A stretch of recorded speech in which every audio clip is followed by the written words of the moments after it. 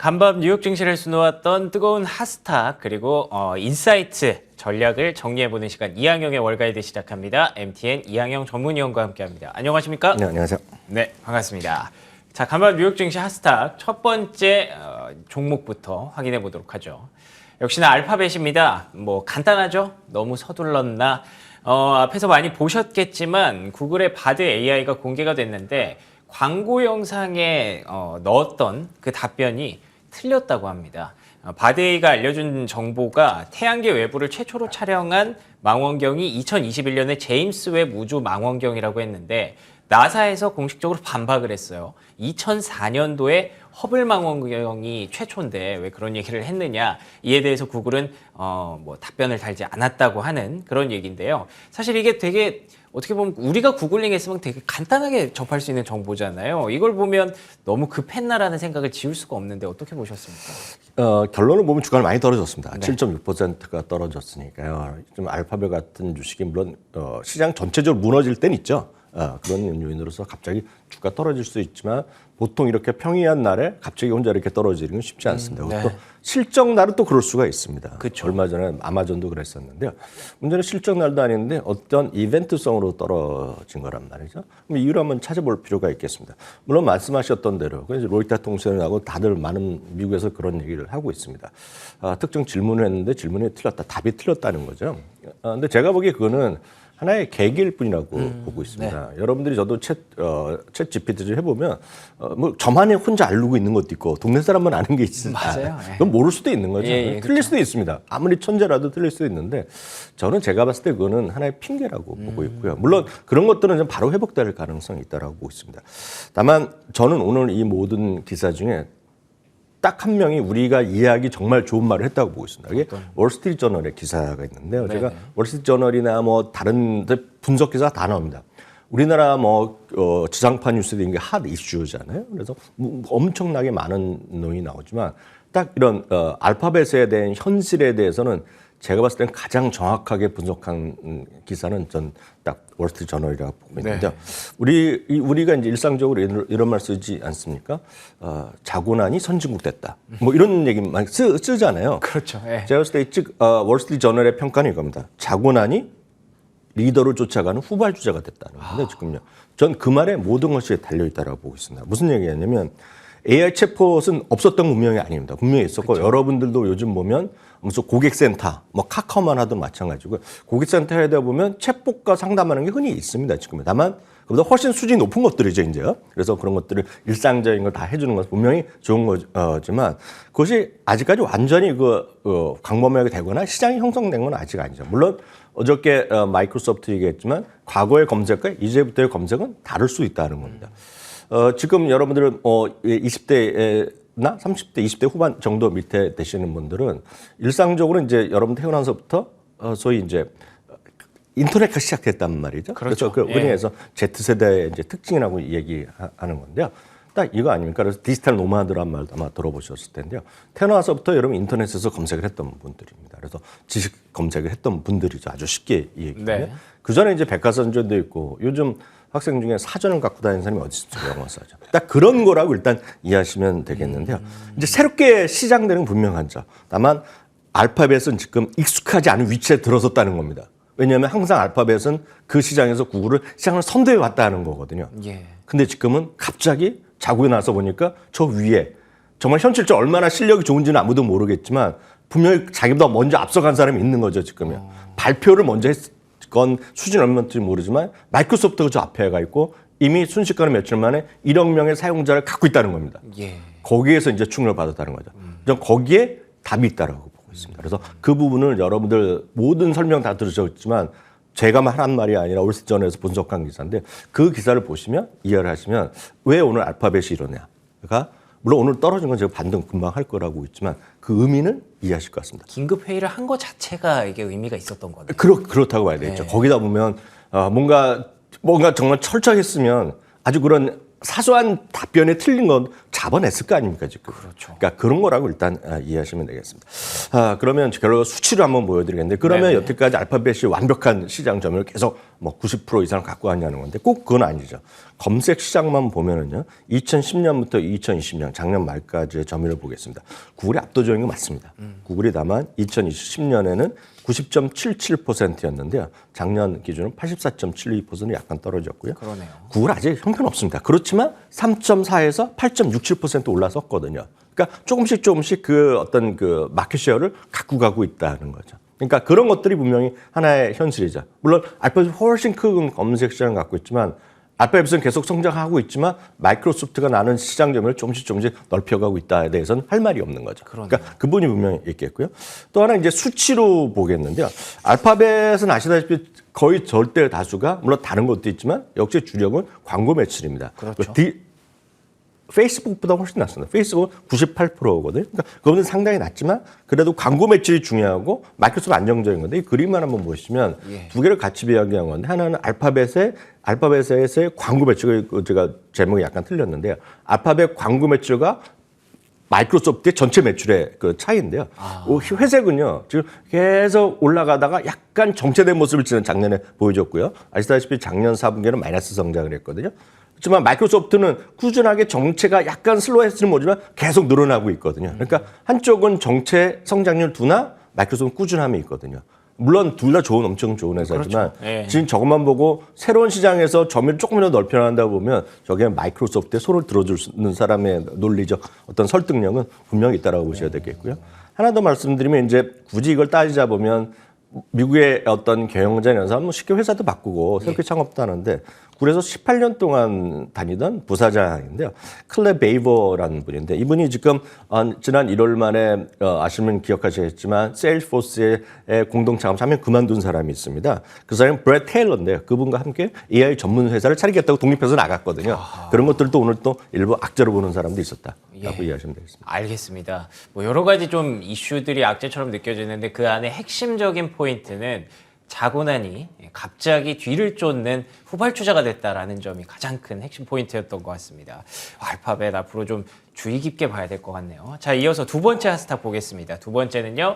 포티넷입니다. 보안업체로 많이 알려져 있죠. 1분기 가이던스를 상향하면서 보안주 가자 할 수 있을까라고 기대를 한번 해보고 있는데요. 제가 이 표현을 썼던 게 4분기 매출, EPS 좋았고요. 가이던스까지 상향을 하면서 보안주 강세를 쫙 끌어올려주는 주도주 역할을 해줬습니다. 근데 또 일각에서는 사실 결제액 증가율을 두고 좀 성장세 둔화가 예상된다라는 지적도 나오고 있는 상황인데 실적 결과 좀 어떻게 보셨습니까? 네, 어찌됐건 많은 사람들이 어떤 문서나 공책이나 쓰고 노트 하던 것보다는 결국은 예전에 이제 컴퓨터에서 하드디스크에 저장했던 시절이 있었는데요. 요즘은 여러분도 패드나 이런 거 많이 스마트폰에서 작업하시는 분 많이 있을 텐데 이런 것들이 결국은 어딘가는 다 클라우드 세상에 가 있단 말이죠. 그렇겠죠. 근데 문제는 이제 많은 분들 느끼셨겠지만 클라우드에 보안이 뚫렸을 경우가 이제 문제가 크게 되는 거죠. 쉽게 해서 아이디 뚫리고 비밀번호 이런 것은 진짜 아무것도 아닐 수 있죠. 정말 그거는 돈에 관련된 거, 진짜 귀중한 가치가 있는 것들인데 그게 보안이 뚫리면 회사 자체의 존립이 어려울 수도 큰일 나죠. 있던 거죠. 예. 그래서 요즘은 랜섬 공격 이런 것들은 많이 있지 않습니까? 그럼 진짜 중요한 건데 그걸 이제 비밀번호를 바꿔놓고 돈 안 주면 하는 거죠. 그래서 이제 뭐 납치범이 하는 거랑 똑같은 거거든요. 그러니까 그런 것들도 많이 실제로 영화나 미드에서 많이 보셨을 것 같고 현실적으로 많이 있다고도 알려주고 있거든요. 그러니까 결국 어떤 경우가 되든 이런 사이버 보안 쪽에 대한 투자가 늘어날 수밖에 없죠. 그러니까 그건 분명한 팩트라고 되겠고요. 다만 말씀드렸다시피 이번에 이익은 많이 증가했지만 좋아졌지만 매출은 기대보다 약간은 못 미쳤거든요. 그런 거에 따른 한계점도 분명히 있을 것 같고요. 우리나라도 이거 비즈니스 다 하는 회사로 알고 있는데요. 이런 거는 전체적으로 ETF 이런 것들도 활용하시는 게 괜찮을 것 같다 말씀드릴게요. 참고적으로 해킹과 관련해서 사이버 보안에서 대표적인 ETF는 그냥 이름도 쉽습니다. 해킹의 HACK라는 ETF가 있습니다. 핵이라는 ETF가 있는데 그런 것도 한번 관심 있으시면 이런 걸 좀 이해하시는 분들은 한번 공부해 보셔도 좋을 것 같습니다. 알겠습니다. 보안에 대한 중요성은 뭐 여러 번 말해도 입 아플 정도로 당연히 우리가 모두가 이해를 하고 있기 때문에 오히려 ETF 쪽으로 접근하는 것도 좋은 방법이 될 것 같습니다. 핵 HACK 주목해 보시면 좋겠고요. 자, 마지막 하스탁은요. 우버입니다. 더 이상 팬데믹 때 내가 아니다. 팬데믹 때는 사실 우버 같은 공유 경제 타기가 좀 껄끄러웠죠. 근데 이게 슬슬 이제 엔데믹으로 진행이 되면서 이번 실적 상당히 좋았습니다. 매출이 전년 대비 약 50% 증가했고요. EPS가 플러스 0.29달러가 나왔습니다. 적자를 예상했는데 이렇게 플러스가 나왔다는 것 자체가 굉장히 시장의 흥분을 좀 할 수 있게 만들어준 그런 모습이었죠. 이제는 좀 확실하게 좀 달라졌다고 봐도 괜찮을까요? 이 부분도 약간 이제 국내에 계신 분들은 이해도가 떨어질 수밖에 없죠. 왜냐하면 우버 자체가 우버 이츠는 우리나라에 일부 영업을 하지만 우리나라 한번 여러분들 생각해 보십시오. 여러분들 음식 주문해서 배달 받을 때 네.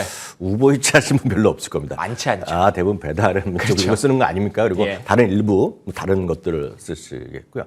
제가 알기에는 이제 우리나라에 있는 외국인 분들 이런 해갖고 이태원 쪽에서 많이 이제 우버이츠를 쓰는 거로 저는 이제 본 적이 있어요. 그런 기사를 받고 저도 쓰지 않으니까 모르겠는데 중요한 건 이제 적자 예상됐는데 이제 흑자가 났다는 거 분명히 이제 긍정적인 되겠고요. 매출도 이제 생각보다 더 나왔습니다. 근데 문제는 이제 승차 공유 시장이 있고 배달 시장이 있는데요. 거의 비슷한 수준입니다. 지금 이번에 발표된 거가 승차 공유가 149억의 매출이 나왔고요. 그리고 배달 공유가 총 매출입니다. 그래서 그로스 부킹이라고 얘기하는데요. 143억이 나왔기 때문에 거의 비슷할 정도로 양쪽 다 시장은 괜찮게 나왔다라고 일단 보셔야 되겠습니다. 핵심적인 거 말씀드리겠습니다. 우리도 이제 인스타그램이나 이런 거 많이 할 때마다 활성화된 사용자 수, 일간 활성화된, 월간 활성화된 하는데요. 월간 활성화된 사용자가 1억 3,500만 명이랍니다. 1억 3,100만 명. 그러면 이제 전년 대비 11%나 늘어났다 그러고 보셔야 됐습니다. 다만 이거는 어저께 저희가 그 홀트 얘기할 때 이미 말씀드렸다시피 100%가 늘었다고 말씀드렸잖아요. 우버나 이런 거 드라이버들이 그런 계약하는 사람이 100%가 늘어나는데 그 정도로 어느 정도 일단 수요가 있었다라고 보셔야 되겠는데요. 이것도 한 분의 얘기를 인용하시면 여러분 딱 이해가 되실 것 같습니다. 네. CEO가 오늘 인터뷰한 게 있습니다. CEO가 인터뷰를 했는데 뭐라고 얘기했냐면 많은 사람들이 소비가 위축됐다 얘기 많이 하고 뭐 리세션이다 걱정을 많이 하고 있는 게 현실이고 국내도 마찬가지 저도 걱정하고 여러분들 걱정하실 것 같습니다. 왜냐하면 이번에 또 지하철 버스값이 뭐 300원, 400원씩 올라간다고 하고 멀리 갈수록 돈 더 내는 시스템을 도입할 수 있다라고 서울시에서 하고 하면 가까운 데 사시면 걱정 없지만 좀 멀리 다니시면 속상하잖아요. 그럼요. 그러니까 그런 것들에 보면 상당히 어려운 생각이 있는데요. 이분이요 오늘 얘기했습니다. 제가 그걸 직역을 해드리겠는데요. 직역을 하면 자기가 보고 또 봤다는 표현을 썼습니다. 보고 또 봤지만 소비 둔화의 징후가 전혀 없다 얘기했습니다. 그것은 그만큼 많은 사람들이 돌아다니고 있다는 얘기죠. 돌아다니고 있고 거기에 자기네들이 서비스를 잘하고 있다라는 얘기죠. 저는 뭐 우버 같은 경우도 충분히 가능성이 있다라고 보고 있습니다. 다만 우버가 이제 처음에 상장됐을 때 가격을 가기 위해선 앞으로도 100% 가야 된다는 거. 그래서 늘 말씀드리면 너무 여러분 어떤 주식이든 앞으로도 마찬가지인데요. 상장할 때 너무 흥분해 갖고 쫓아가는 거는 시간이 걸릴 거다는 걸 꼭 기억하시면 좋겠습니다. 알겠습니다. 보고 또 봤다고 하니까 얼마나 많이 봤는지 모르겠습니다만 확실하게 소비 둔화 징후가 없다는 표현 인상적이네요. 우버까지 확인해 봤고요. 오늘은 조금 특징주가 하나 더 있어서 디즈니만 한번 짧게 확인해 보고 넘어갈게요. 네, 디즈니 이제 잠시 전에 이제 실적을 발표했습니다. 아시다시피 이제 디즈니는 가장 문제가 됐던 것이 한때 좋았지만 이제 작년부터 계속 문제가 됐던 것이 결국 이제 디즈니 플러스의 적자 요인이거든요.